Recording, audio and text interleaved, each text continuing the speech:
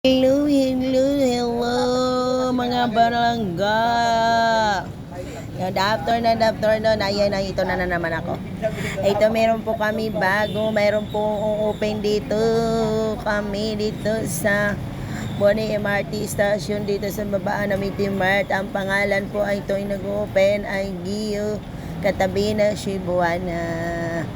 Ayan, tingnan ninyo, napakarami, bili na lang na kayo, napakaganda po nga ito. Ayan ang pinapakita ko, napakamura ang benta nila. Nakita ninyo pa yung damit ang pinapakita ko sa inyo.